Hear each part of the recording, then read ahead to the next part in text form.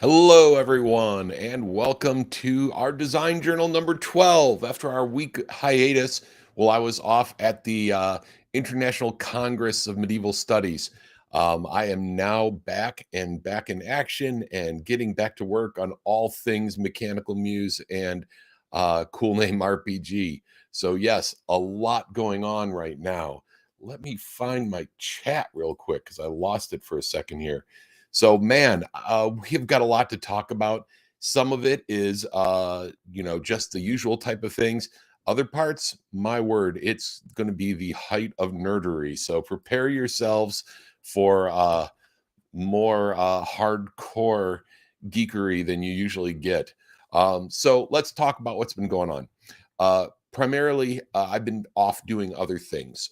So I haven't gotten to spend as much time working on all of this. But what I have done is spend a fair amount of time hanging out, reading what you folks are saying on Discord, keeping track of everything's there. A lot going on there, a lot of very cool conversation. Now, as you know, one of the things that we're trying to do right now is get to the point where we're going to have a set of dice mechanics that folks can start testing. So we're working on that now. That's one of the key things that we're trying to get out the door at the moment. And we're going to talk about that a lot tonight.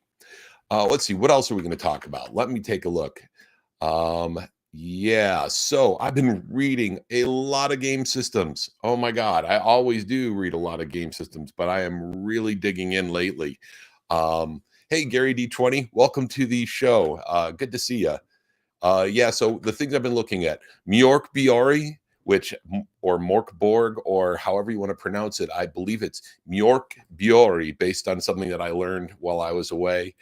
Blades in the Dark, I've been looking at, the Powered by the Apocalypse games, Troika, Into the Odd, Mothership, Mazes. Thank you to the Shadow for pointing that one out to us. Just digging through these systems and looking at them, trying to see what other folks are doing right now. Now, one thing I do notice is all of these systems, almost all of them, lean hard into simplicity. I think that's awesome. I think it's a lot of fun. I'm not convinced that's where we want to be with Cool Name RPG.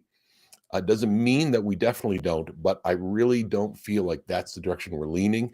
That's the direction the folks who took the survey and who backed the project are looking for. And so I'm going to talk a little bit more about this. There was a great session at the Medieval Studies about role-playing games and medievalism. And I shouldn't say medievalism, I should say the study of the medieval world. One of them looked at Mjolkborg, and it looked at it in terms of how documents were transferred between monasteries, between owners of books in the Middle Ages. He looked at that and noted that there are a lot of similarities between the open source movement for gaming and for the shared licenses and the way those early documents were transmitted. Whereas we've moved in terms of these open source games, we've moved more towards this idea that each person is going to take it, build on it, add to it. They might splice it with different pieces. They might completely rewrite sections. And so I think that what's really cool about this is that it is exactly what we're doing. We're taking information, we're taking ideas, and we're letting them grow and evolve over time. And I think that that's something that's really important about what we're doing here as well. We aren't looking to control this content we're creating. We're looking to offer it to other folks to build on and change. We're expecting them to change it. Now, one thing that's really important, and this is something that Ken Hite brought up in his notes to us, he pointed out that really what we're doing is we're creating a tool for people to create with even more than we're creating a game. And I think that we need to remember that because, yes, we want this to be playable and fun right by itself. But the underlying idea here is that we're giving something to folks to build with, to build on. So, what are we doing in terms of that ability to build, that ability to grow that other people aren't? Now, one thing I noticed in looking at a lot of these other games, they are awesome, but they seem very experiential in that they're designed to allow you to experience a certain type of story or moment or set of characters or life experience, and then you move on to the next experience. They don't seem as geared towards continuous campaign play. Now, I know folks will disagree with me on this, and some folks may agree with me. So I'd love to know where you guys stand on this. but they do feel very much like they bring you in to have this experience, to play this game, to feel this moment, and then move on. This is very different than what classic role playing games were designed around. A lot of the classic games were designed around this ongoing adventure where your characters continue to persist within the world, to persist within the story, where a lot of these games feel like really great short fiction. Classic role playing games have more of an epic, old school fantasy vibe to them in the sense that it's just the first of a ton of books, right? And that goes the same for books like Wheel of Time. It goes the same for Game of Thrones, and I feel like that's what a lot of sort of the core role playing games are designed around.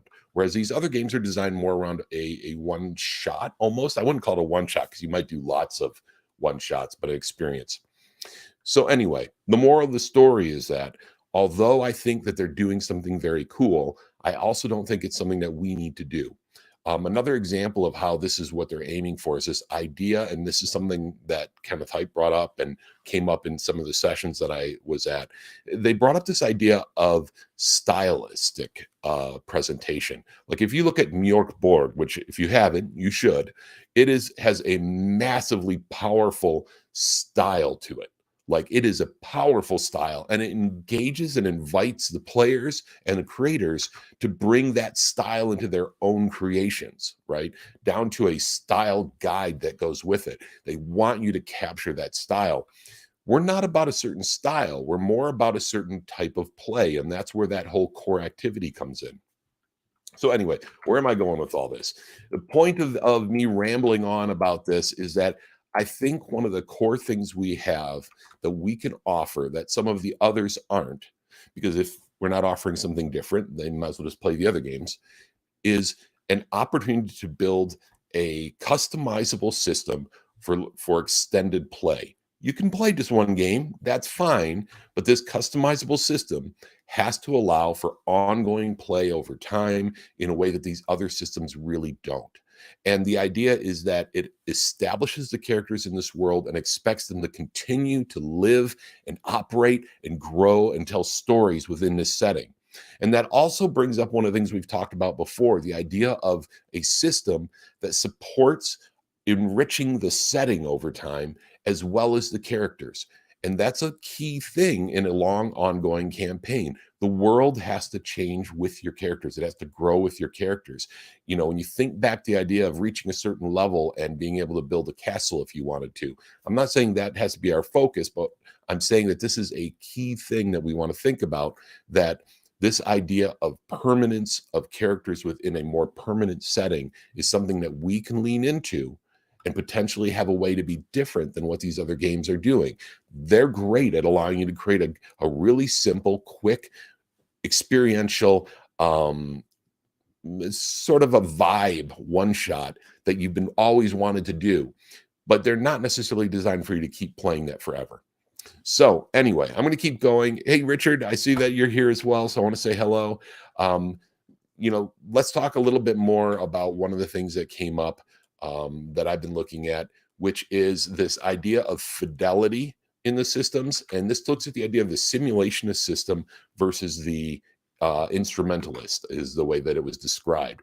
There's a great talk by a couple of guys named Gavin Davis and Joshua B. Tuttle from Penn State.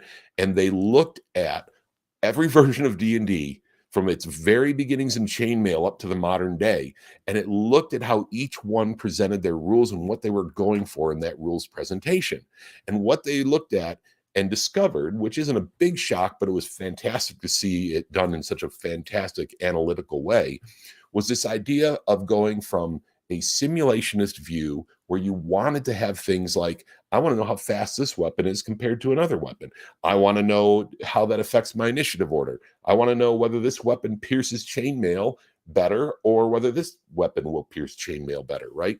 These were all very simulationist ideas. They drew on real history and real medieval study, and they were designed to let you recreate that in a battle on your table.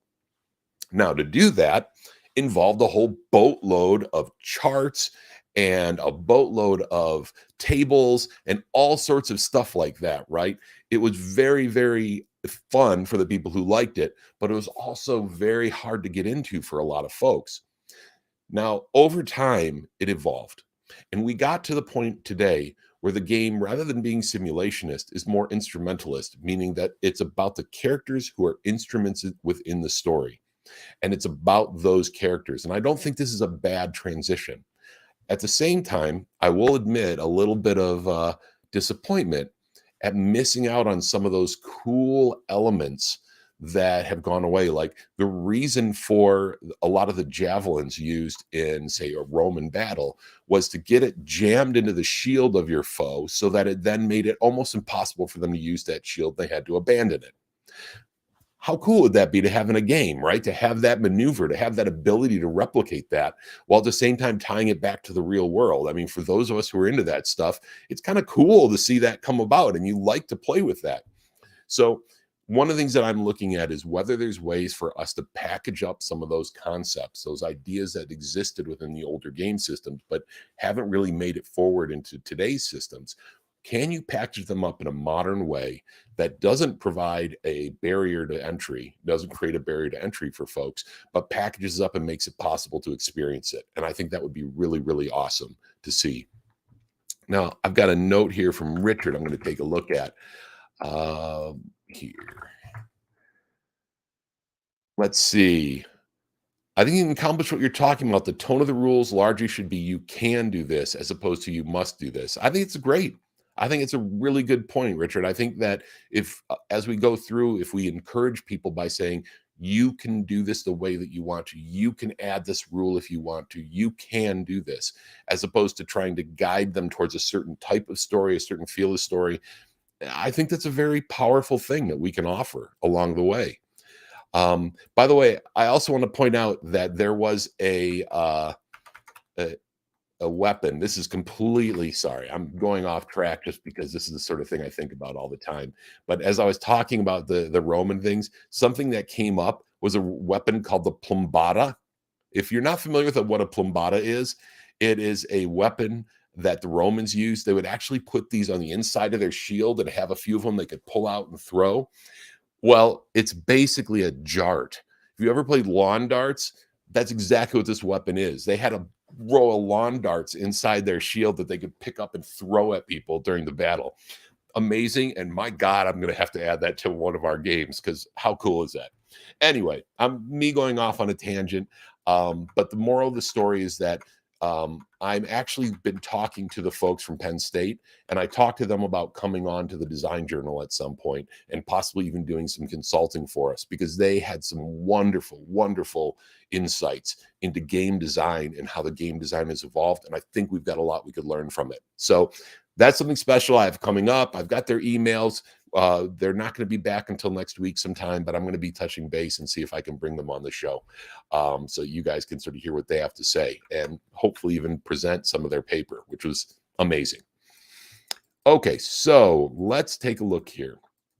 The next thing that I want to talk about is we are actually going to start diving into some discussion about dice mechanics. Before I do that, though, I do want to just one more time remind folks, make sure to join the Discord. I know that Discord isn't something everyone is familiar with, but look, it's easy. It's just like a forum. It's just like a Reddit chat. It's just like a Facebook thread.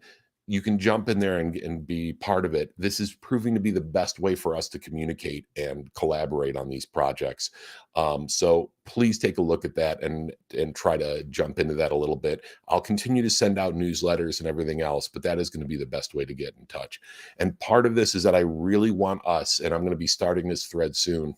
I want us to start talking about how we're going to differentiate ourselves from a design perspective. And one of those things has to do with dice mechanics. And so, as I promised, we're going to be talking about dice mechanics this week.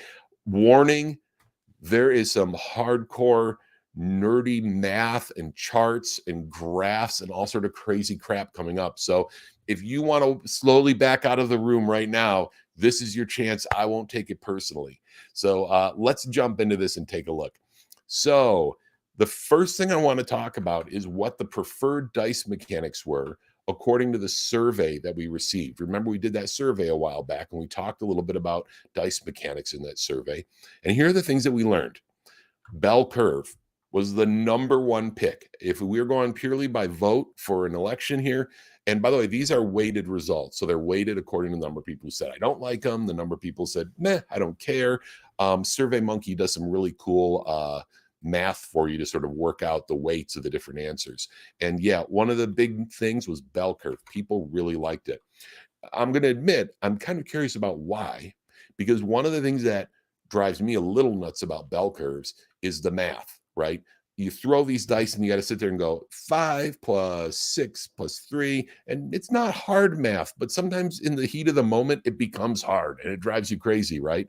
So we're going to be looking at bell curves, but I got to admit, I wonder about that one. Classic D20 was the second pick. People just like the simplicity of a straight up classic D20. And I got to tell you, that's one of the pieces of advice that we got from Robin Laws. He flat out said, you really, really, really should consider a D20. You know, it's a little dangerous because it's real easy to float into just doing another version of 5e, and we do not want to go there. That's not 5e already exists. We don't need to go there. But he just said the simplicity and familiarity of that D20 is powerful. And I think that we do need to listen to that, especially since the folks in the survey, you guys out there, said that you like that. Other things that folks liked, roll over systems, meaning they want to say the higher the roll, the better the roll. People like that a lot. That's one of their preferred things. Mixed outcomes. People really were big on this. Like, this is one of our top responses. The whole idea of yes, and if you roll extra high, you get and something else cool happens. Or if you just barely make it, but not quite, maybe yes, but there's a negative outcome. These are all things that people really loved the look of and were really behind. They actually, and despite a lot of hate for opposed rolls, people like opposed rolls. They like to go up against someone else in a roll and see who rolls higher. I think there's just some natural excitement about that at the table when you're rolling against one another and trying to see what comes out of it. And I think that's why people enjoy that. Also, open-ended dice. People really loved open-ended dice rolling, you know. Absolutely love those. And yeah, Randy, agree. There are a lot of fun. For a game master, they're also sometimes horrifying because I've lost more good monsters to an unbelievable series of exploding dice rolls than I have to anything else in games. Also, ranged outcomes. This is a lot like mixed outcomes, with the idea being that if you roll up to X, you succeed. Up to Y, you get this extra bonus, and up to Z, you get even an additional bonus. People really like this idea of mixed outcomes. Now, let's talk about what people were saying no thanks to in the survey. And I'll tell you, when people said no thanks, they meant it. Dice pools. I know this is going to break a lot of hearts because there's been a lot of dice pool talk over on the Discord, but I got to tell you, the people taking the survey are not fans of dice pools, and that's the rest of our group, right? So we have to think really hard about that one. The other thing that people did not like, percentile dice. Not a lot of love for the old percentile dice, I'm afraid.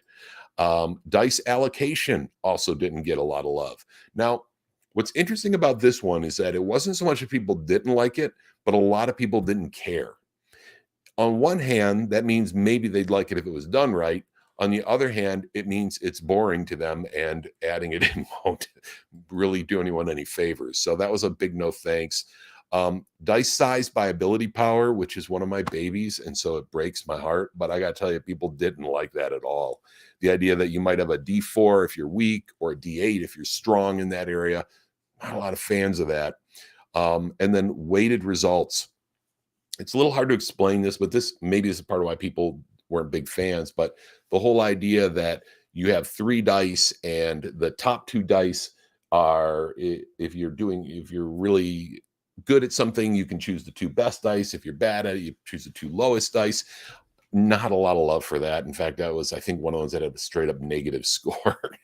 And then a mixed dice bell curve. I'm not sure why people don't like that.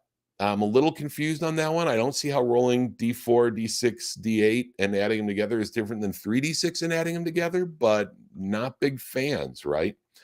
Um, Ri Richard brought up a good point talking about the whole mixed outcomes. If we go back to our what we were at a second ago, he pointed out that it's not so great for GMs who can't think quick on their feet.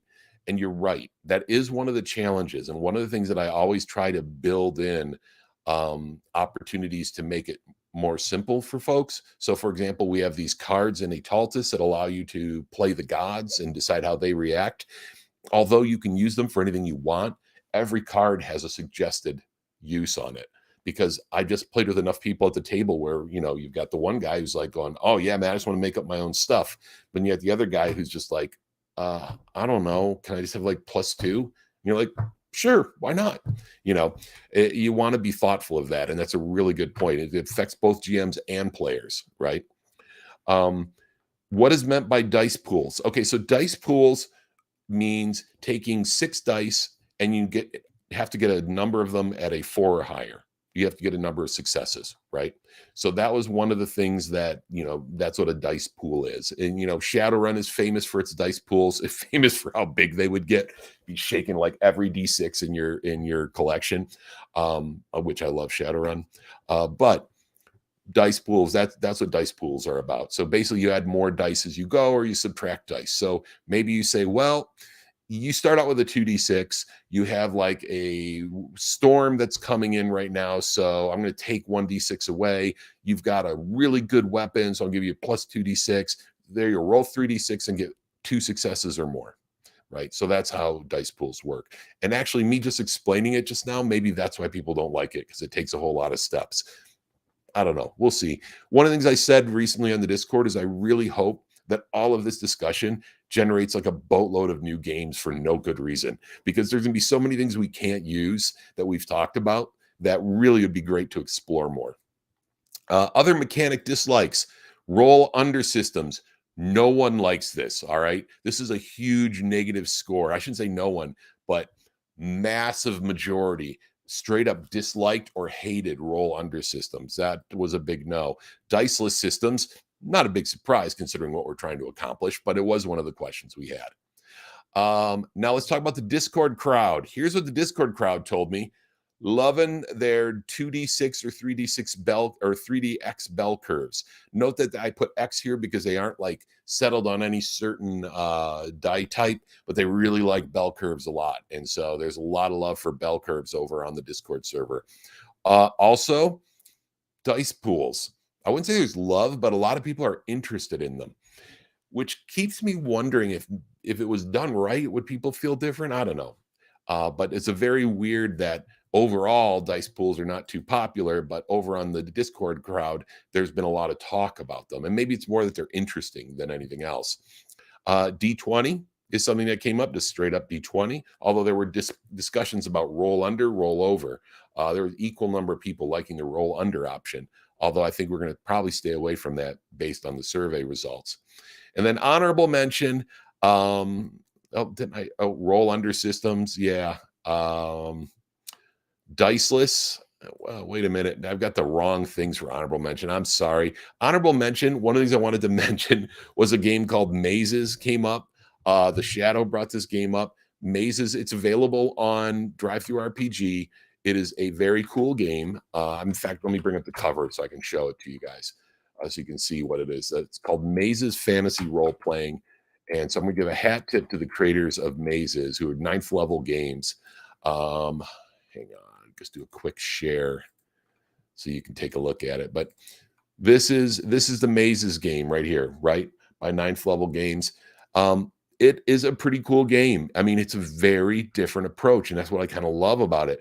The whole Mazes system is about this idea that you have these different dice. Each person gets 1 die, and there's only 1 of each die type.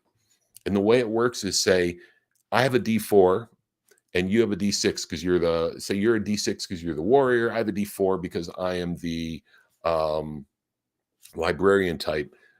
What happens is getting a 3 or a 4 is how you succeed at intellectual ideas. Getting a 4, 5, or 6 is how you succeed at combat rolls. So it's this kind of this cool sliding scale of target numbers where it benefits certain people more than others. And it's a pretty cool system, I have to admit. It falls into that whole idea of really sort of diving into a new idea that's completely different. And I think that's maybe not where we want to be, but it is a very cool thing that they've put together. So, hat tip to the Shadow for turning us all onto that. But let's take a look here. So I call this our pre-alpha playtest. So what is this? What are we talking about? We are talking about a document that I've been putting together, and I'm going to have for you guys on Monday. I swear it. I'm having for you on Monday. And this document, what it's all about is it's a set of just very, very basic encounter moments to play out with some dice, to pick up the dice, to throw them, and to think to yourself, how is this? How do I feel about this? How is this working? We're going to give some different options on how to resolve them, target numbers and things like that. We're going to give some different options on determining the resolution. But let's talk a little bit about what's going to be in it. So let me jump back to this, and I will give you the tour if I can find get the right window open here. All right. So we are using the 4 core attributes that we've talked about. This is something, the mind, body, presence, spirit. We're not exploding them out. We're starting very simple in the most simple way possible, and we may grow it as time goes on. But this is going to give us the basis, the foundation for these basic pre tests that we're doing. We're also looking at 5 basic levels of difficulty. Now, these are going to be represented in different ways in the testing that we're doing, but we're looking at 5 as being sort of this sense that anything more than that is so much detail that it kind of doesn't benefit the game in a significant way. And so we're looking at a very basic set of difficulties. This also leans us towards how difficult things are. We've talked about that before. The idea that you can say, who would be good at this? A novice, a skilled person, an expert? Who would really be able to just pull this off with no difficulty at all? So to help us in judging. So we're going to use that. The 3 dice mechanics that I'm bringing to the table for us to look at. The 3d6 bell curve.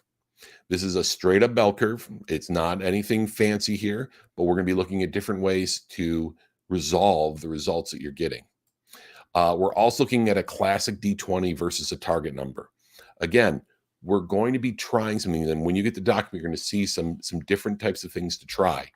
But what we want to try to avoid is we don't want to just replicate 5e. All right, it's not going to do us any good. But there is some value to having this simplistic concept. And the concept that we're going to be looking at is, how do we take the basic idea and use it in a way that allows us to do more with it?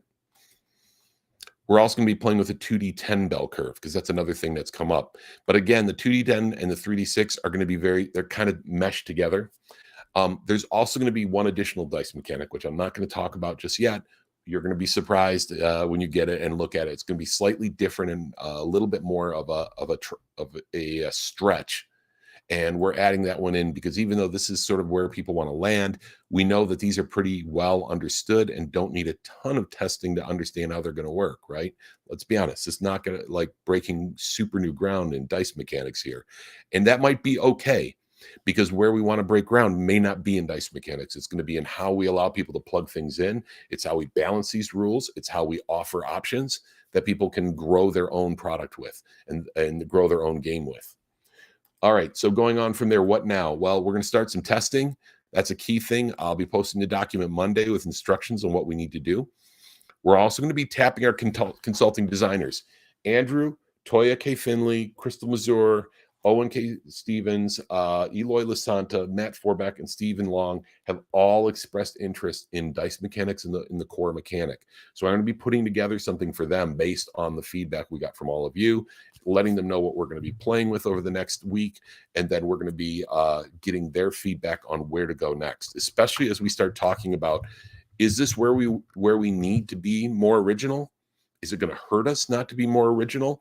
Is it actually beneficial to be a little less original on the core mechanic and be original in the other areas? Things like we talked about having encounters that are all very interesting, that are all very fun to engage in, right?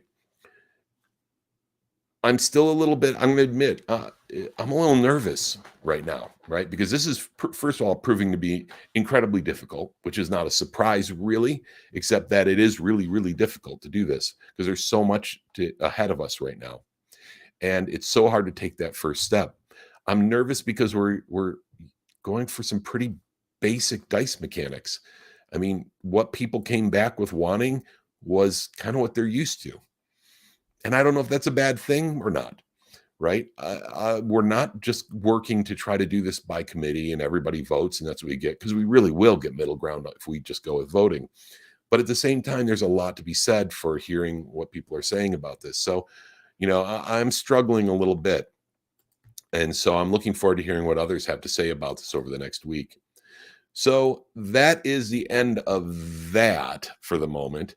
I do have some more stuff. I did promise you some cool nerdery. So let me start with this. One of the things that I've been working on is going through and running some numbers on the different types of dice mechanics. So I'm going to start with the bell curve. Now, understand that we all know what the bell curve looks like. We know it favors rolls in the middle. But one of the things that I wanted to see was how weighted rolls are towards success. So what we've got here is anything in dark green, you're pretty much guaranteed a success against a target number on the left. Anything in red, you're pretty much guaranteed to fail against the target number on the left. Light green means that you have a better than average chance, and then white means you have a less than average chance. So if we take a look here, we can see, looking at these different dice mechanics, kind of how things are weighted. And what it tells us is that, for example, 3D10, from a 3 to an 8, it's kind of pointless. And to me, I start to wonder about that. So if 3 to 8 is kind of pointless, is that where our negative modifiers come in on this? Are we going to be adding negative modifiers to the roll? Because if we're not, and 3 to 8 is pretty much a guaranteed success with 3D10, I don't know how that benefits us, right? So let's roll it back then to 3D6. Now we're getting into a little bit better area, which is why I picked 3D6 for our dice pool that we're looking at. Here we're only looking at the first 3 numbers as being, pretty much a guaranteed. It's still pretty high though for, 6, 7, 8. And then that's when we then start getting into the areas where you have a chance of not making it as you get up into these higher numbers. What's tricky is that a 50-50 chance is typically where a lot of games land on its sort of average challenge for a hero. If they know what they're doing and they've got the right tools, but it's a roughly difficult, medium difficulty, you got a 50-50 chance. You're going to probably make it. Well, looking at this 50-50 chance here, it's all the way up at 11. And so all of these target numbers are kind of meaningless. So I don't know what other people think about this, but this is the type of thing I'm struggling with and trying to have you guys think about as well. Let's look at 2D10 instead. 2D10 is interesting because it drops a lot of that instantaneous success at the top, and it's still kind of weighted here. But that's why I included 2D10 in that playtest list that I gave out, because looking at that, you at least get into a situation where things are a little bit more balanced, right? So the other thing that I did is I actually pulled up, I have a D20. Let's just take a look at D20 for a second. D20 straight up odds rolling greater than or equal to. I've got a chart here. It's a straight 5%, right? We all know that. But then I started looking at, how does this apply based on people's stats? So using the standard spread, your best stat is going to be a +2. This is a standard 5e spread.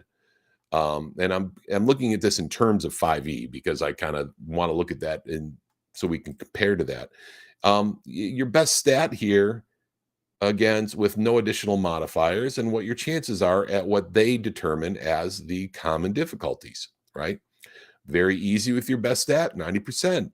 Easy, 65%. Well, there's one thing that they forget, or I didn't forget, but it's easy to overlook, the fact that you also have a best stat +2 and your proficiency bonus, most likely. So now we're talking +4. In that case, very easy becomes instantaneous. You can do it every time. Easy is 75%, and your 50-50 comes at medium. So remember when I told you about that 50% point?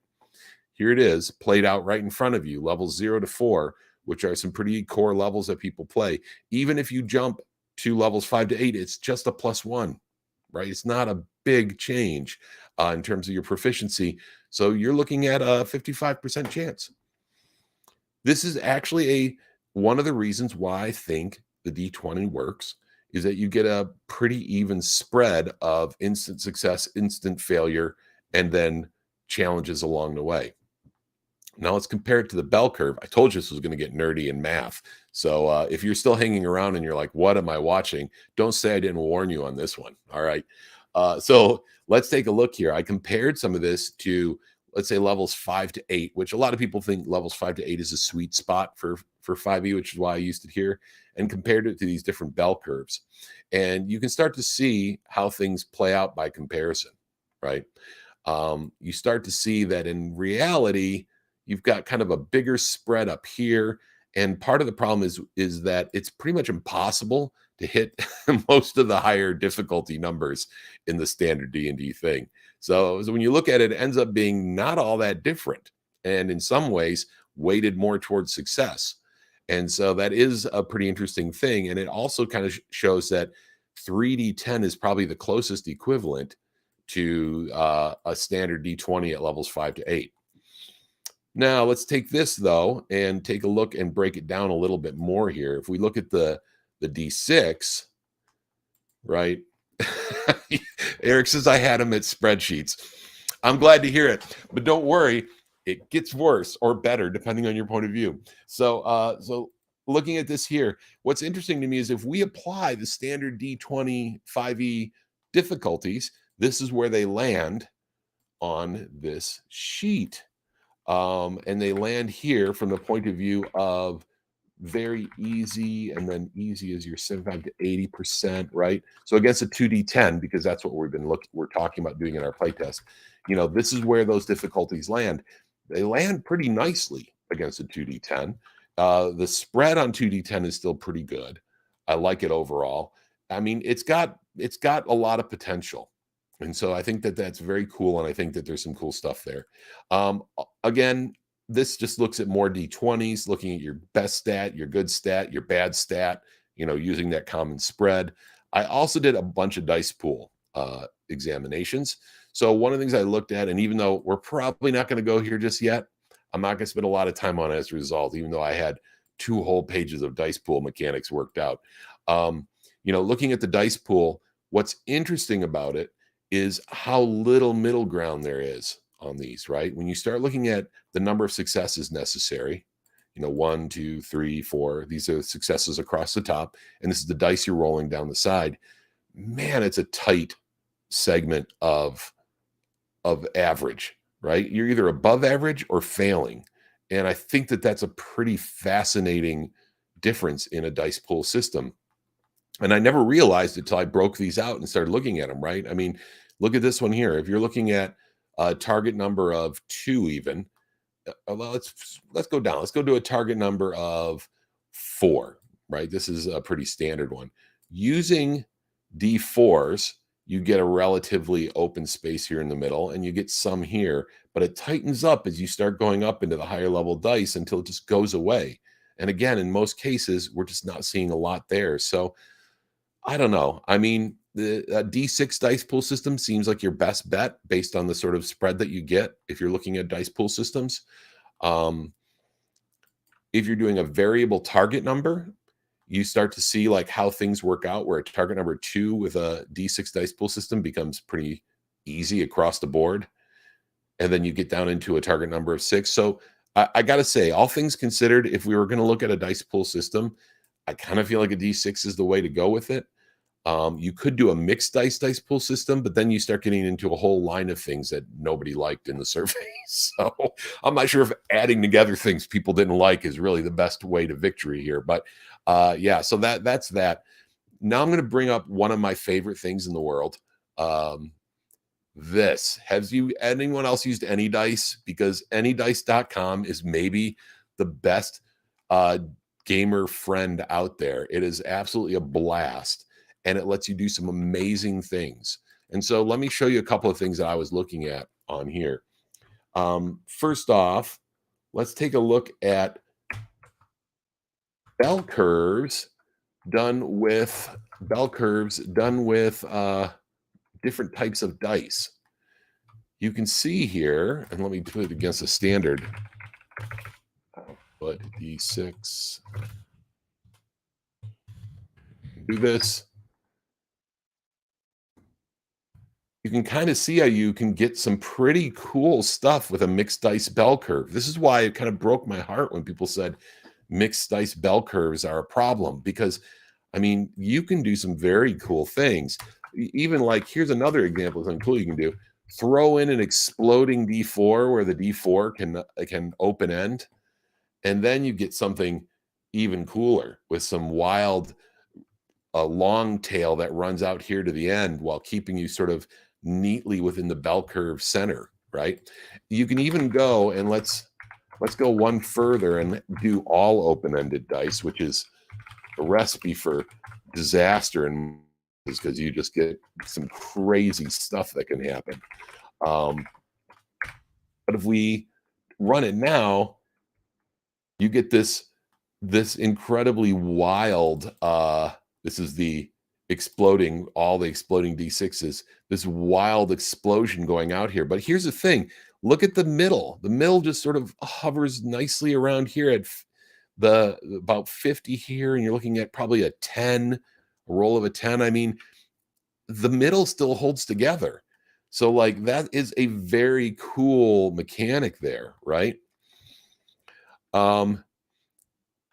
Looking at Randy, he's coming in now asking about, he says, if the masses are set on using a D6 system, I think we should examine the cool factor, how Inomine handles critical successes or failures, right?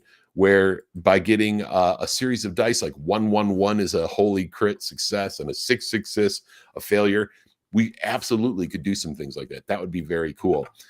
But I guess I'll spill the beans and say, a mixed dice bell curve is the secret X Factor playtest mechanic I'm throwing in, mainly because I think it's worth us at least trying. Even if people aren't positive they're going to like it, we have some mixed messages on that.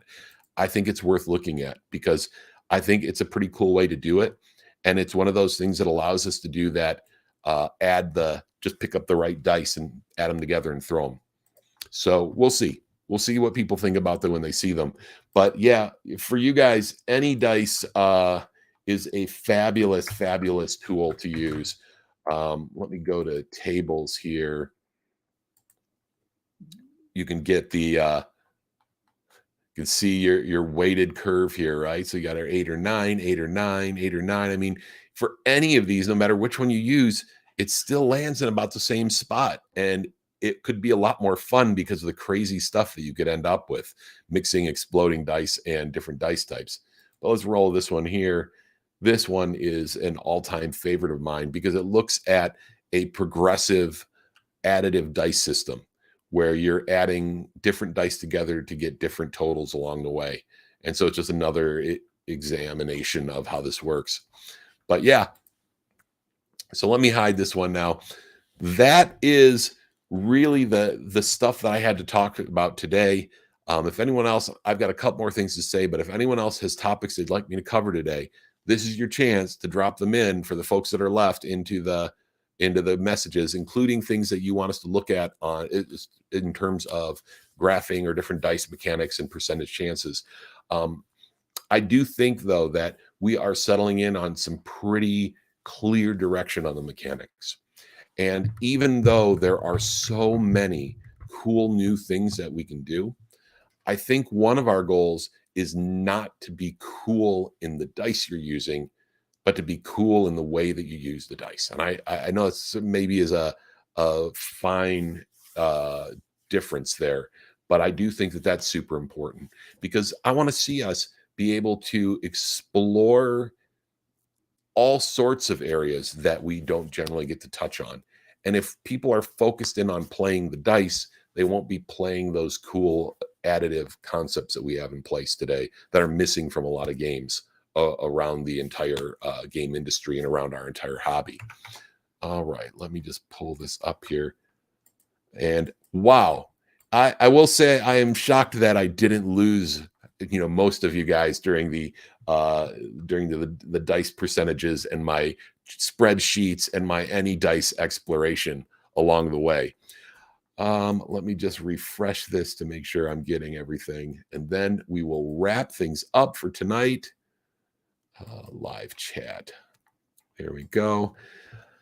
Yep, that is it, folks. I'm not going to take too much more of your time. We're going to call this good. I am going to try to get those guys from Penn State on because they had the best presentation. I want them to bring their slide deck and show it to all of you because it's a fascinating exploration at a completely crunchy level into how our games are designed and evolve over time. And I think there's a lot for us to learn from there. In the meantime, I'm going to be working on that document for all of you. I'll have it out as soon as possible. We'll get that to you soon. I'm also have on the side, we're prepping some stuff for Mechanical Muse magazine still, which is just, we've got it. We just don't have it finished to get it out the door. So for those of you who are Ataltis fans, we've got stuff. It's coming. It's just, there's a lot on our plates right now, and we need to make sure that we're delivering on this stuff. So in the meantime, hang in there, play some fun games, check out mazes, roll some dice, and visit us over on the Discord. We'll get together and talk about all of these cool topics. Thanks, everybody.